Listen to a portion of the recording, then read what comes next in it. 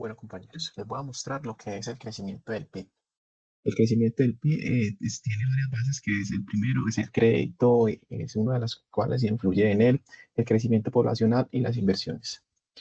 Podemos ver que del 2010 al 2015, Colombia tuvo no, del 2011 al 2015, Colombia tuvo un estado pues, relativamente estable. Del 2010 al 2011 tuvo un reapunte por la inflación global, por la crisis financiera. En el 2017 hubo una demanda interna debilitada. Nosotros sabemos que en el 2020 el PIB cayó dado a la pandemia. Y en el 2021, hubo un alza después de la pospandemia, que fue con el consumo de los hogares y la recuperación de los empleos. Luego en el 2022 hubo un sobregasto del gobierno que hace que el PIB caiga y en este momento se mantiene tal cual con un regasto del gobierno de cerca del 5,8%. Ahora vamos a ver el PIB de Ecuador. El PIB de Ecuador siempre mantuvo una tendencia muy estable, dado a que Ecuador ha experimentado un crecimiento robusto en la década del 2010 y una expansión considerable, superando hasta el 5% trimestral. Sabemos que Ecuador tuvo una gran caída en el 2016 por el auge petrolero. El petróleo bajó de precio y entonces, al ser un país tan petrolero, lo afectó su economía bastante. Luego, en el 2020, la pandemia lo hace caer cerca del -7,8%. Tenemos una gran alza para el 2021, 2022, y en este momento Ecuador tiene un PIB muy estable en términos económicos. Ahora veremos la comparación de los dos. Y podemos ver que Colombia, al ser un país del doble del tamaño de Ecuador, siempre ha tenido un PIB más alto, aunque Ecuador, podemos ver que prácticamente lo que fue en el 2010 tuvieron prácticamente la misma recaída, ¿sí? Ahora les voy a mostrar lo que es el tema de la inflación. Podemos ver que en Colombia el tema de la inflación tuvo un gran impacto en el 2010 de temas de efecto de regazo de precios internacionales, la crisis financiera, ¿sí? En el 2016 tuvo una gran subida, tuvo una gran subida en el 2016 por choques inflacionarios más la devaluación y el fenómeno del niño. Son temas de ambiente. Y en el 2022 tuvo una gran alza por el tema ustedes saben, después de la pospandemia, hubo una crisis global de alimentos y la devaluación del peso, ¿sí? Y ahora que estamos en el 2023, podemos ver que ha caído, ha bajado y se mantiene un poco estable. Ahora veremos la inflación del Ecuador. Podemos observar que el Ecuador ha tenido una gran variación, sobre todo en 2010 al 2012, dado al choque de precios externos de mayor consumo interno. Al ser una economía dolarizada, pues tienden a subir los precios de los alimentos, de las cosas que se importan.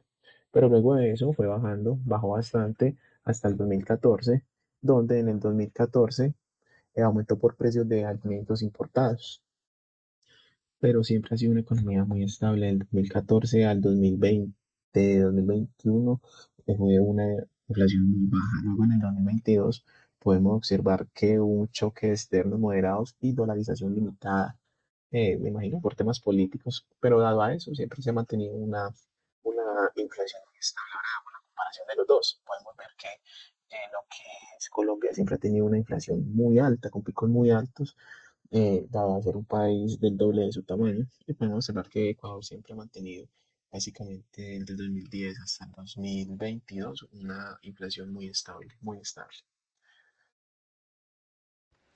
Compañeros, y quiero compartir con ustedes algunos aspectos clave de la gran encuesta integrada de hogares conocida como GEIH y cómo esta encuesta nos ayuda a entender la situación del mercado laboral en Colombia. Para hacerlo, me voy a enfocar en tres apartados del documento que tenemos. Lo primero es el índice, la ficha metodológica y mi compañero les va a hablar sobre los resultados del total nacional. En esta parte lo que encontramos es una introducción muy breve, pero que es fundamental. La confirmación de que toda la información proviene de la gran encuesta integrada de hogares que es compartido por el DANE, el Departamento Administrativo Nacional de Estadística. ¿Por qué esto es importante? Porque estamos hablando de la fuente oficial de información laboral en Colombia.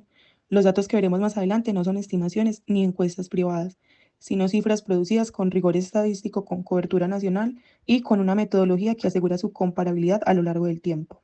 El objetivo principal de la GEIH es medir las condiciones del mercado laboral de la población en edad de trabajar. Para lograrlo, la encuesta trabaja con tres indicadores fundamentales que seguramente ya han escuchado, pero es que es importante repasar. Estaría entonces la tasa global de participación o TGP. Esta tasa mide qué proporción de la población en edad de trabajar participa en el mercado laboral, es decir, cuántos están buscando trabajo o ya tienen un empleo. En otras palabras, nos habla de la disposición de la gente a estar activa en un mundo laboral. También está la tasa de ocupación o TO. Aquí se mide el porcentaje de personas que efectivamente tienen un empleo dentro de la población en edad de trabajar. Este indicador es muy útil porque nos dice no solo cuántos quieren trabajar, sino cuántos lo logran. Y está la tasa de desempleo o TD. Este es quizás el más conocido. Representa la proporción de personas que, estando en la fuerza laboral, buscan empleo y no lo encuentran. Es decir, si la TGP nos dice quiénes están disponibles y la TO quiénes están ocupados, la TD nos muestra el lado oscuro, entre comillas, del mercado laboral. Las personas que quieren trabajar pero no han podido conseguirlo. Y en esta parte se resalta que los datos son representativos a nivel nacional y en algunos casos también para regiones y ciudades.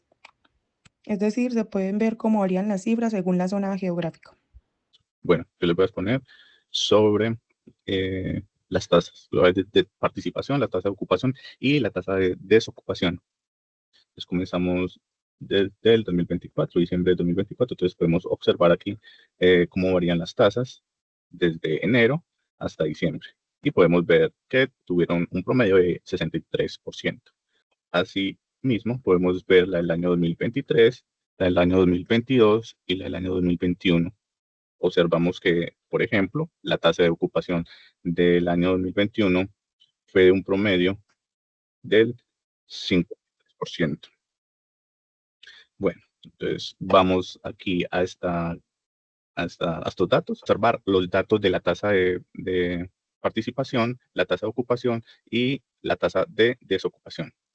También podemos ver la población ocupada, población desocupada y población fuera de la fuerza de trabajo. Bueno, en lo que vamos a mirar en esta gráfica, podemos observar la evolución del mercado laboral en Colombia entre el año 2010, como podemos observar aquí, al año 2024, como observamos acá. Bueno, aquí les voy a mostrar la gráfica. Esta gráfica que se ha enfocado en tres indicadores. El primero, de color azul, el indicador de tasa global de participación, el indicador rojo, tasa de ocupación, y el indicador verde, tasa de desocupación. Bueno, entonces, en esta tabla podemos observar que mide la proporción de personas que participan en el mercado laboral. Y esa proporción estuvo constantemente en un promedio del 67%. Podemos observar que estuvo constante en ese promedio. Pero en el 2020 vemos una caída importante debido a la pandemia, ya que muchas personas salieron de la fuerza laboral. Y posteriormente se ha ido volviendo a recuperar. Aquí vemos cómo en la gráfica se ha podido recuperar lo que pasó en el 2020 por la pandemia. En la tasa de ocupación, que mide cuántas personas efectivamente están ocupadas, se encuentra alrededor del 59%. Entonces vemos que siempre hay como esa relación del 59%. Igualmente, en el 2020 observamos que se redujo drásticamente por la pérdida masiva de empleos. Y desde 2021 ha mostrado una recuperación gradual. Entonces aquí podemos observar cómo se ha ido recuperando eh, la tasa de ocupación. Y por último, finalmente, la tasa de desempleo. Podemos ver la curva que pasó en el 2020, porque siempre venía constante en un 10 y 11% de desocupación, pero en el 2020 se puede observar que subió a un 20%, 20.8%. Y vemos que a partir de 2021 se ha comenzado a descender esa tasa y mostrando que sigue persistiendo los problemas estructurales en el empleo, ya que no baja más del 10%. Aquí en la gráfica podemos enfatizar el año 2021, 2022, 2023 y 2024.